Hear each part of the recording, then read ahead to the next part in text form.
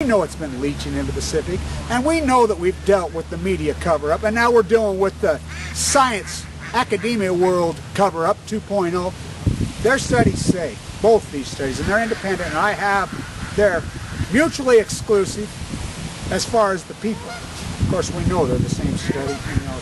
Both say they're detecting small traces of plutonium in the preliminary results, and 90. Why is this so massively important? It is our worst fears. If we start to detect any sign of plutonium, which we know after this report factually, it's on. The half-life in moxie fuel is this. We know this is moxie. We know factually that the half-life is hundreds of thousands of years. It kills you. It coats the liner of your bone. This is our worst fears confirmed. Leaders of the main political parties debated the future of nuclear power in the country's energy mix. Prime Minister Yoshihiko Noda presented the position of the ruling Democratic Party. He pledged to aim for a shutdown of all nuclear plants by the end of the 2030s. I believe that after last year's nuclear accident, the public is determined to get rid of nuclear power and to shut down the plants. We need to promote realistic policies that respond to these expectations. One of Noda's main opponents, Liberal Democratic Party leader Shinzo Abe, said nuclear power should not be a matter of black or white. After experiencing such a severe nuclear accident, we've all decided that Japan should depend on nuclear power as little as possible. But the LDP's position is not to simply say, let's go nuclear free. That's because we're a responsible party. Abe said the real issue is how to secure enough electricity. He added it would be unreasonable to rely on renewable energy sources as they have yet to be fully developed.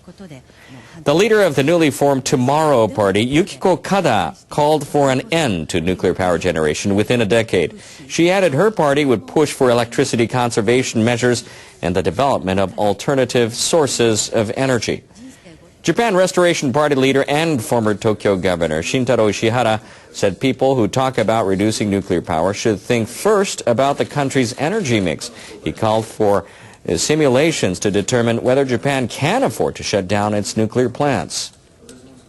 Official campaigning for the election kicks off on Tuesday. Voters will head to the polls on December 16. Experts in Japan are preparing to dig for more answers in regards to safety at some of the country's nuclear power plants. They're trying to assess the threat of fault lines running below the facilities. The Japanese government toughened safety standards following last year's accident at Fukushima Daiichi. All of Japan's operating commercial reactors went offline in the months after the March 2011 disaster. Then last July, the Prime Minister approved the restart of the 2 units at the Oi plant in Fukui Prefecture. Regulators assured they would be able to withstand a major earthquake or tsunami. But the possible presence of an active fault directly beneath the plant has raised doubts about the reactors. We're taking a closer look at this threat from below in our latest installment of Nuclear Watch. What is defined, first of all, an active fault, and how does it constitute a threat to the Oi nuclear plant? The term active fault refers to faults that have already moved several times in the past and that are likely to move again. This could trigger an earthquake and cause damage in surrounding areas. The Oi nuclear plant sits on a fault called F6. The fracture runs across critical pipes that are meant to cool the reactors. The plant's operator, Kansai Electric Power Company, has continuously maintained that F6 is not an active fault, an assessment initially backed by the government. But inspections after the March 11th accident have led some experts to conclude that the fault may be active after all. That is why Japan's Nuclear Regulation Authority, the NRA, sent a team to inspect the plant. Didn't the utility or the government know about the presence of a fault at the time of the plant's construction? They did. How backwards are you? Honestly, how backwards? How misguided? The fault was examined in 1985 before the construction of Units 3 and 4. There are several factors that explain why the issue wasn't debated at the time. Geologists didn't have the same level of understanding about seismic faults, and the standards to define whether a fault is active or not were different. Another important factor is that before the Fukushima accident, the government depended too much on the plant operator's own assessment. How postured, how groomed, as ignorance is a disease. It is an evil disease that has passed over. Now, how widespread is this problem? There are 17 commercial nuclear plants in Japan and one major research reactor. The NRA has ordered geological surveys at 6 sites, including Oi. Experts will conduct another inspection at the Tsuruga plant on Saturday. The agency is drafting new standards of earthquake resistance based on the lessons from March 11th. So it's very likely that surveys will be extended to all existing plants. What can we expect in the months ahead? Right now, the operator of the Oi plant is conducting an additional survey ordered by the NRA. Inspectors could make another visit as early as next month. Government regulations prohibit the construction of critical nuclear infrastructure directly above active faults. This means that if the fault beneath Oi is deemed to be active, the plant cannot stay online. The chairman of the NRA said he is ready to shut down the reactors if there is any indication that the fault is active. Kansai Electric says the survey will be a long process, meaning this debate could go on for quite some time. The question now is whether the NRA decides to set a clear deadline to prevent the operator from dragging its feet. It's a meeting of heavyweights. 2 Japanese electrical machinery makers have announced they're forming a power generation joint venture. Mitsubishi Heavy Industries, or MHI, and Hitachi have laid out plans for a thermal power partnership. They're also keen to collaborate in the nuclear plant business for emerging markets.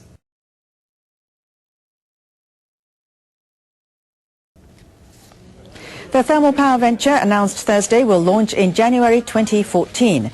MHI will own 65% of the new company and Hitachi will own the rest. Company officials say they're also looking at nuclear power projects. The outlook for restarting Japanese nuclear power plants doesn't look good. But if prospects become clearer in the near future, we'll consider how our companies can collaborate. We will explore the best ways to collaborate in the nuclear power industry. Observers say the 2 companies' challenge will be how well they can compete with Western rivals in the field of power generation.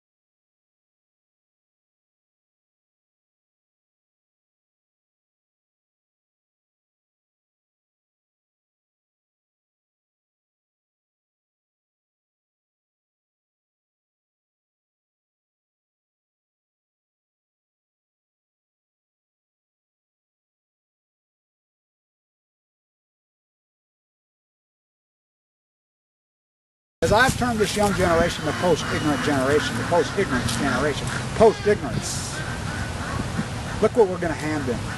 Because these dogmatic baby boomers and echo boomers are so stupid, so postured, groomed, so